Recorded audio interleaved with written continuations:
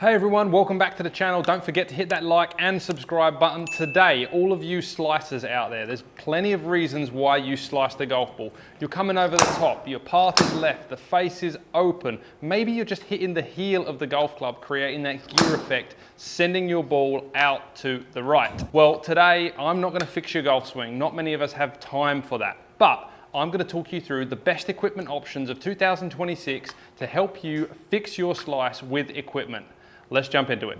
Let's start with the easiest options. We have 3 brands here that offer a draw bias driver within their stock options. Let's start with Callaway's Max D. The internal weight is already set to draw bias. You've also got the Hosel settings to help. It will come off the shelf in NS. If you set it to the D position, that's gonna help you draw the golf ball even more. Now we've got the Cobra Optim Max D. You can see with this option that the weight is actually set in the heel. That pulls the center of gravity towards the heel, helping create more draw spin. And we've got the Future Fit 33 Hosel. You've got so many options to dial your ball flight even more draw. If you're looking for more draw, more loft and more upright are going to help with this model. And finally, Ping's SFT option, straight flight technology. It has built-in draw bias, but it's also got movable weight technology. You can see in the heel here, you've actually got a draw plus setting. So if you get it off the rack and it's still not straightening that slice, Draw Plus is going to double down on that, get the weight even more towards the heel. And of course with Ping, you have the sleeve connector as well. One thing to watch out for, Ping's sleeve always goes to the flat setting, which may actually negate a little bit of the draw bias. The best thing you can do with the Ping is add loft. It's going to help shut the face a little bit more, even if the lie angle is going a little flatter. Next up, we've got some other options you might not have thought of. Let's say you don't want to invest in a new driver. We have a simple change you can make. Most drivers in the last few years have had adjustable hosels, sleeves, connectors, whatever you want to call them. That gives you the ability to tune the lie angle and loft to dial in left or right bias, also impact location. One of the main reasons why you might slice the golf ball is the face is left open relative to the path during impact. If you're trying to close the face more and you just physically haven't got the ability to do it, using the Hosel connector is going to help you shut that face.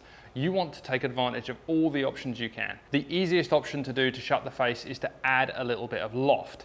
The other option is to make the club more upright. The trade-off of making the club more upright is you change the impact location a little bit. Most manufacturers have different hosels, different naming conventions on the hosel. You're looking for the most draw bias setting. If the hosel doesn't show you what draw bias setting is, you're looking for the most upright and the most loft.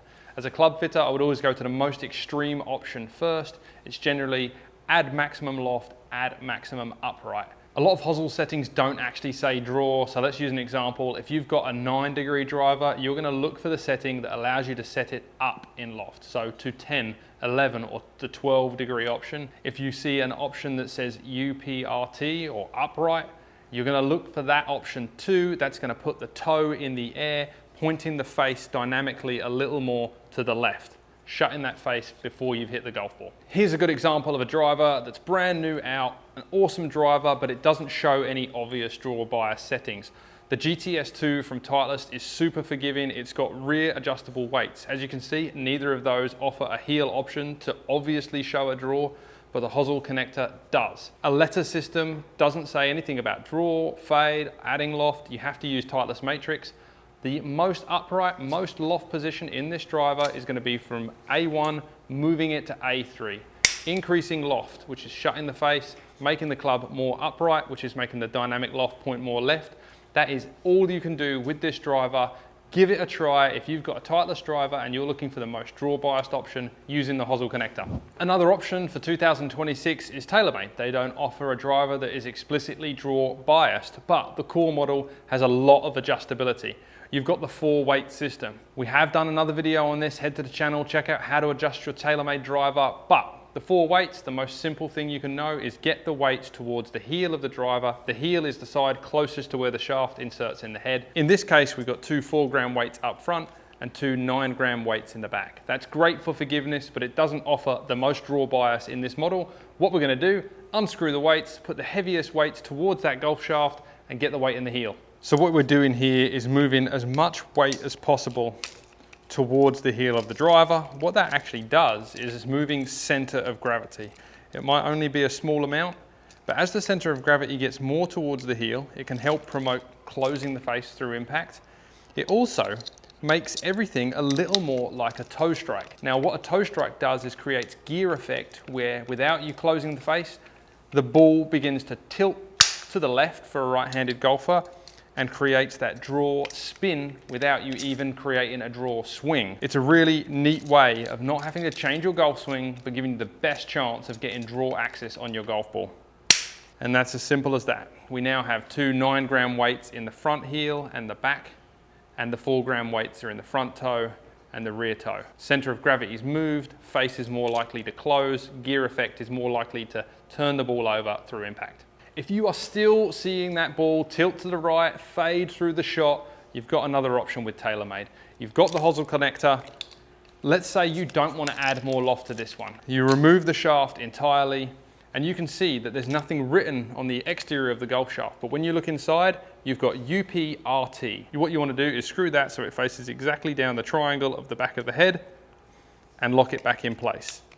Literally flipping the golf shaft upside down puts it in the same loft setting but the most upright.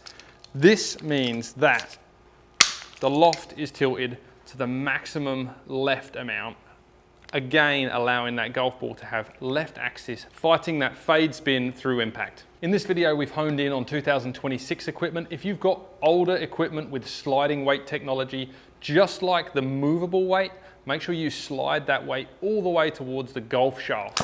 Slide it towards the heel of the driver to create that draw axis. One thing that we've mentioned in this video is consistently adding loft. Adding loft shuts the face, adding loft increases backspin, hopefully helps you turn the ball over a little bit more by shutting that face, seeing the club draw. Here's a category that's blown up in the last couple of years that actually is a great draw bias option that you might not have thought of.